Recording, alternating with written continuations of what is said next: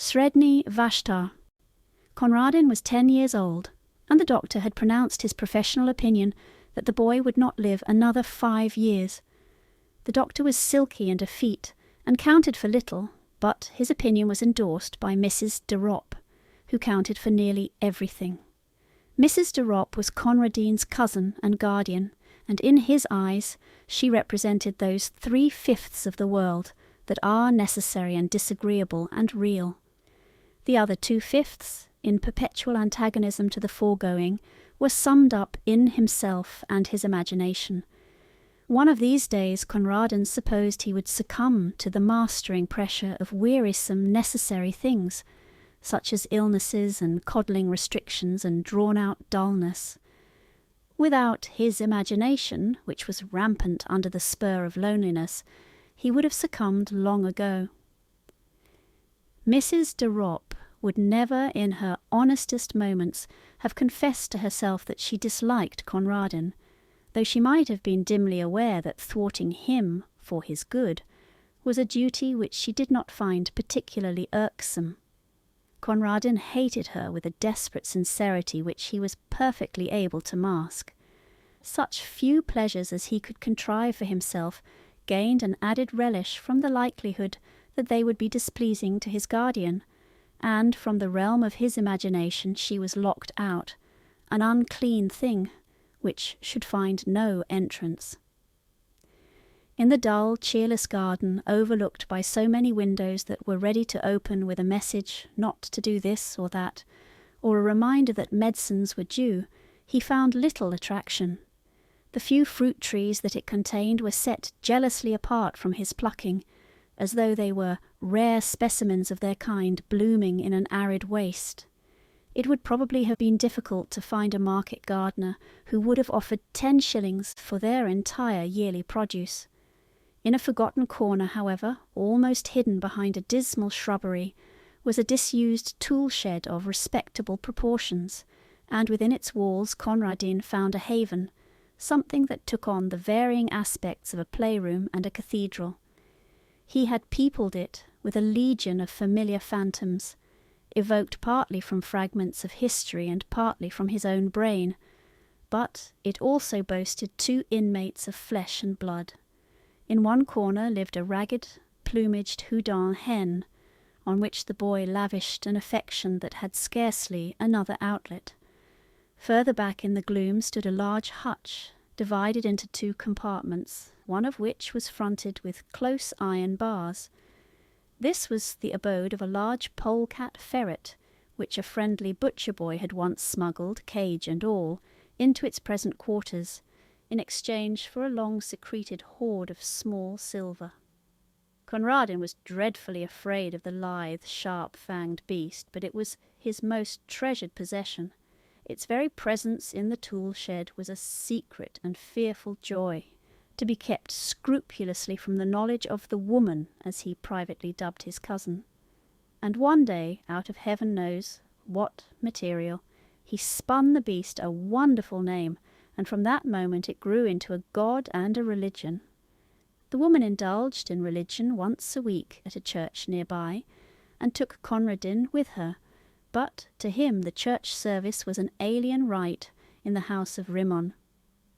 Every Thursday, in the dim and musty silence of the tool-shed, he worshipped with mystic and elaborate ceremonial before the wooden hutch where dwelt Sredni Vashtar, the great ferret. Red flowers in their season and scarlet berries in the winter-time were offered at his shrine, for he was a god who laid some special stress on the fierce, impatient side of things, as opposed to the woman's religion, which, as far as Conradin could observe, went to great lengths in the contrary direction. And on great festivals powdered nutmeg was strewn in front of his hutch, an important feature of the offering being that the nutmeg had to be stolen. These festivals were of irregular occurrence, and were chiefly appointed to celebrate some passing event. On one occasion, when Mrs. de Ropp suffered from acute toothache for 3 days, Conradin kept up the festival during the entire 3 days, and almost succeeded in persuading himself that Sredni Vashtar, was personally responsible for the toothache. If the malady had lasted for another day, the supply of nutmeg would have given out. The Houdan hen was never drawn into the cult of Sredni Vashtar. Conradin had long ago settled that she was an Anabaptist. He did not pretend to have the remotest knowledge as to what an Anabaptist was, but he privately hoped that it was dashing and not very respectable. Mrs. de Ropp was the ground plan on which he based and detested all respectability.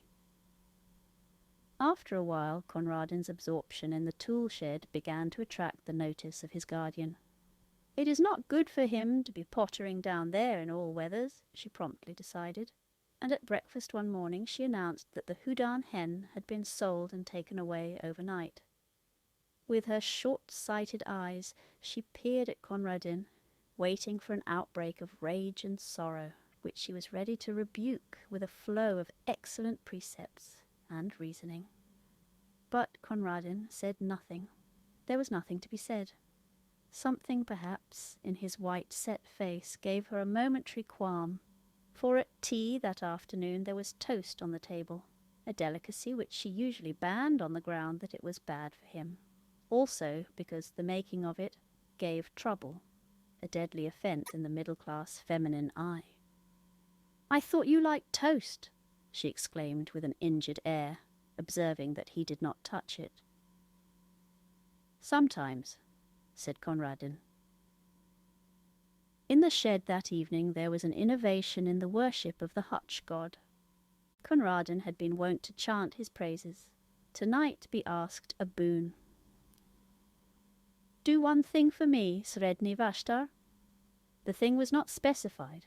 As Sredni Vashtar was a god, he must be supposed to know. And choking back a sob as he looked at that other empty corner, Conradin went back to the world he so hated. And every night, in the welcome darkness of his bedroom, and every evening in the dusk of the tool shed, Conradin's bitter litany went up. "Do one thing for me, Sredni Vashtar." Mrs. de Ropp noticed that the visits to the shed did not cease, and one day she made a further journey of inspection. "What are you keeping in that locked hutch?" she asked. "I believe it's guinea pigs. I'll have them all cleared away." Conradin shut his lips tight, but the woman ransacked his bedroom till she found the carefully hidden key, and forthwith marched down to the shed to complete her discovery. It was a cold afternoon, and Conradin had been bidden to keep the house. From the furthest window of the dining room, the door of the shed could just be seen beyond the corner of the shrubbery, and there Conradin stationed himself. He saw the woman enter, and then be imagined her opening the door of the sacred hutch and peering down with her short-sighted eyes into the thick straw bed where his god lay hidden. Perhaps she would prod at the straw in her clumsy impatience, and Conradin fervently breathed his prayer for the last time. But he knew as he prayed that he did not believe. He knew that the woman would come out presently with that pursed smile he loathed so well on her face, and that in an hour or two the gardener would carry away his wonderful god, a god no longer, but a simple brown ferret in a hutch. And he knew that the woman would triumph always, as she triumphed now, and that he would grow ever more sickly under her pestering and domineering and superior wisdom, till one day nothing would matter much more with him, and the doctor would be proved right. And in the sting and misery of his defeat, he began to chant loudly and defiantly the hymn of his threatened idol.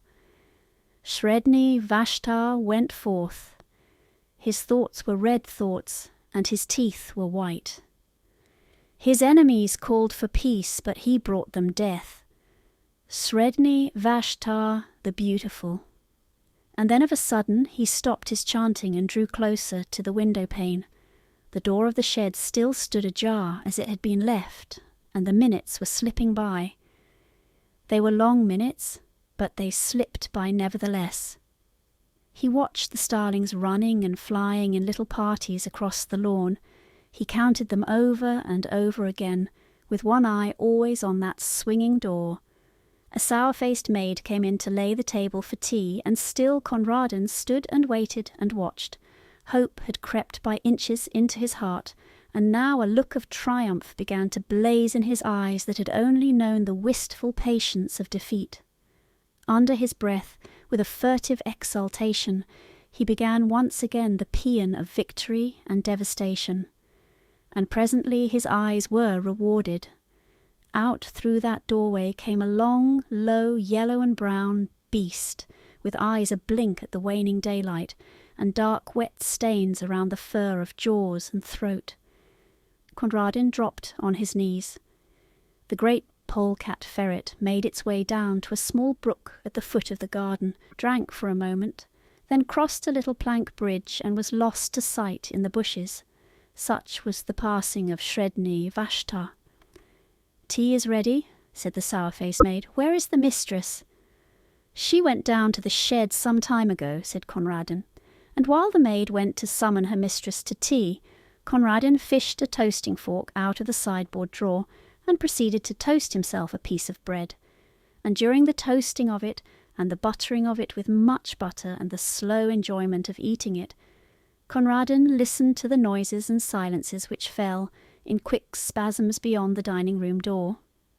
The loud foolish screaming of the maid, the answering chorus of wondering ejaculations from the kitchen region, the scuttering footsteps and hurried embassies for outside help, and then, after a lull, the scared sobbings and the shuffling tread of those who bore a heavy burden into the house.